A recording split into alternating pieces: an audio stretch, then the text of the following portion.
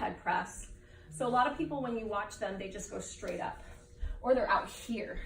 This is the most disadvantageous position actually for your rotator cuff, which is probably how you hurt it in the first place, doing a military press out there, right?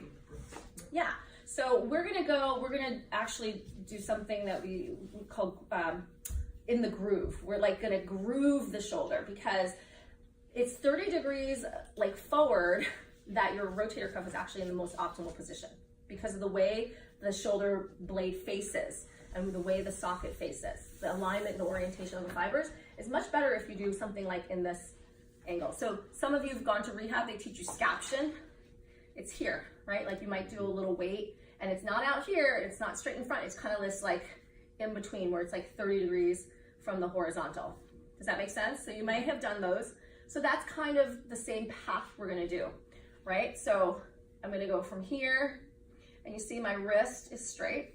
This is a broken wrist position and not very effective, because remember, we want to get really good activation of your grip along with the shoulder, right? So just holding this position may be hard for some people. Then you're gonna take a breath in, and then you're gonna exhale. You see what I do? I kind of open up, and then I press. It's like a J movement. It's like a J, and then the same thing coming down. So Judy had a little bit of an issue with eccentric coming down. So let's see if you change the angle, right, if that makes a difference.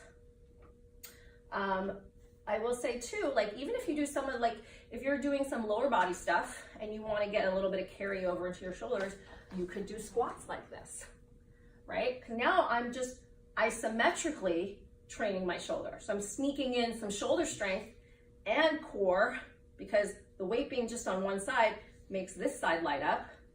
And then I'm gonna do a squat at the same time. Like, talk about killing 3 birds with 1 stone, right? I mean, that's just fancy stuff we can get into later. But I mean, just holding this 15-pound weight, my shoulder's getting tired, okay? Because I'm doing it correctly. If you do it correctly and you really get that tension here, and then you're really going slow and controlled, it doesn't take much.